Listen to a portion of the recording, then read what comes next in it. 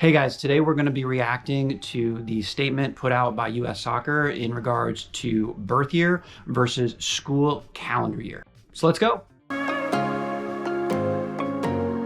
So guys, if you missed my last video, it was on this exact proposal where US Soccer was considering going back to school year registration versus the current system that we have, which is birth year. And they did meet at their annual meeting, November 22nd, and they released a statement. So let's go through it. Okay, so let's go ahead and take a look at this. I read this first last week while I was on vacation, and my initial response to this was not particularly positive, but let's just go through it again and maybe I'll change my mind. So US Soccer Federation update on player registration path forward. Okay, so this first paragraph, they're just kind of telling you we really are trying to do good things. They're saying they've gotten very clear feedback that members need flexibility to organize their player registration calendar based on what will best support their particular soccer environment. And I think that's probably true.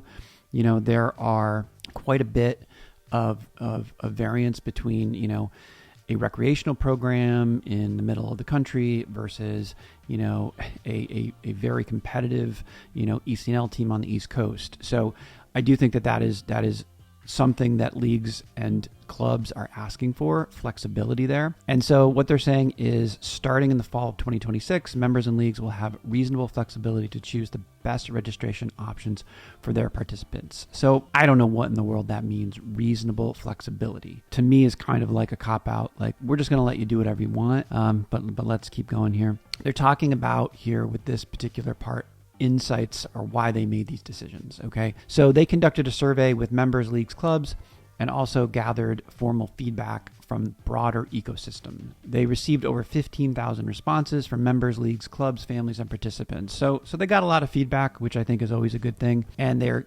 special thank you to US Club, USYS, AYSO, SAY Soccer, State Associations, Girls Academy, MLS, USL, NWSL, and USSA for helping us. So that is, again, maybe a video for another day, but all these leagues are not helpful. Like having all these different leagues is not a good thing for players in the country.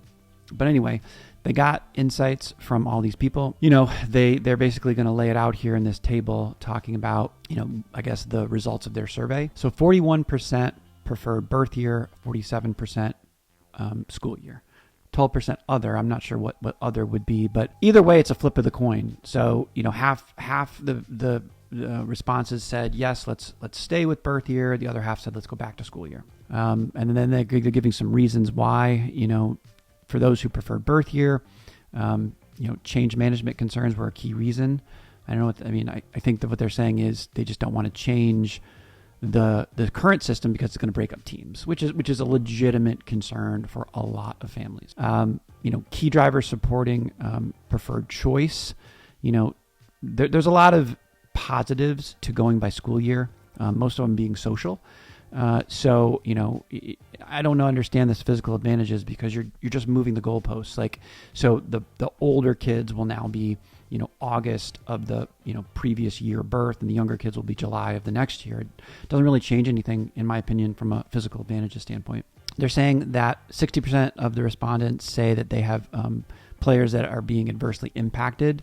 So we all know about the trapped player issue. That's definitely an issue. 82% of respondents indicated they are not immediately ready for a change. Well, yeah. Again, you're talking about breaking up current teams, some of who have been together for a long time. So most people are not going to want to do that. And then down here, top desired area of support from US Soccer: 1, change management guidance and best practices. What people need is leadership.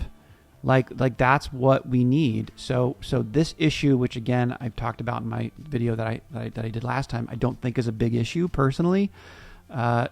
There's much bigger issues. We really need leadership. So a couple of other, key insights that they talk about here, the specific local ecosystem should drive the decision, which I actually agree with. It's not practical or optimal to choose one registration choice for the entire ecosystem.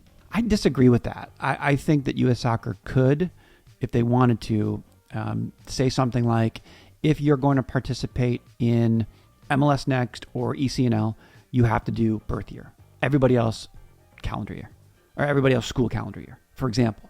because the whole idea of the birth year was really a small segment, which is essentially the higher level players sort of competing on the international stage. I mean, that's really the driver to go to birth year.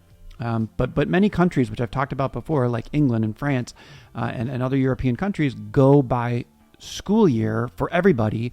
And then when they get together to play in a U17 tournament, they just take that particular birth year. It's really not a big deal.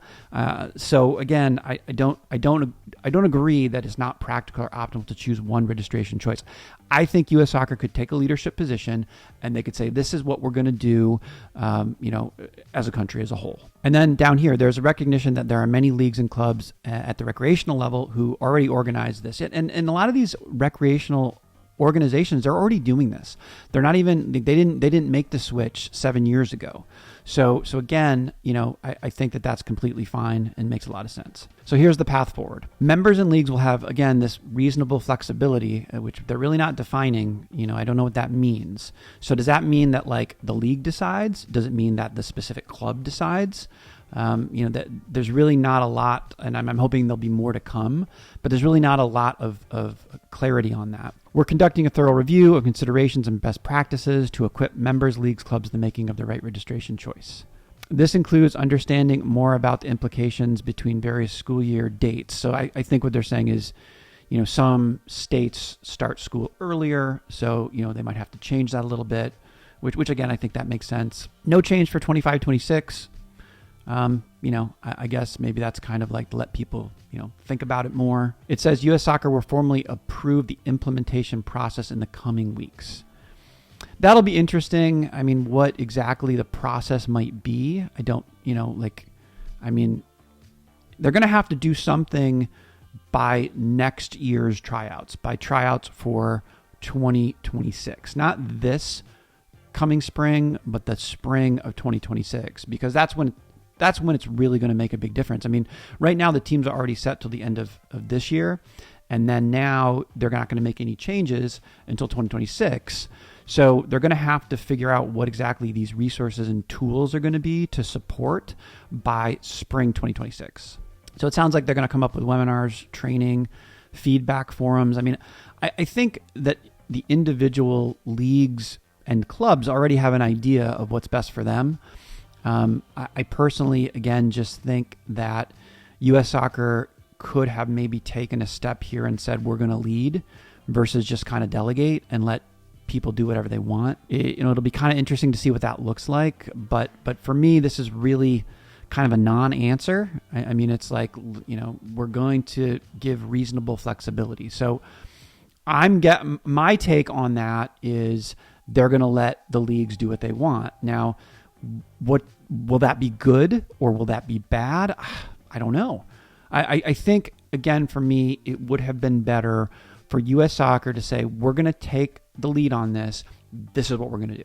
And yeah, some people are going to be, happy. Some people are not going to be happy. That's what leadership is. You draw a line in the sand. You said, this is what we're going to do because we think it's best for everybody. But sometimes what's best for everybody isn't going to be great for one particular situation. And maybe they could have carved out stuff like that. Like, I think if you're a recreational program, do whatever is best for you. I don't think you have to abide by necessarily what U.S. Soccer says, or what best for the top 1% of players in the country. But they're not really doing that. They're just kind of saying, every single member could do what they want. So if, for example, you're a player on a team that plays in multiple leagues or you go to a different tournament, you now are going to have to deal with different registrations and different birth years. And I could see how it could get a lot more complex. So what are your thoughts, guys, on the statement, on the potential changes from, birth year over to school calendar year? Let me know in the comments, and I'll see you on the next video.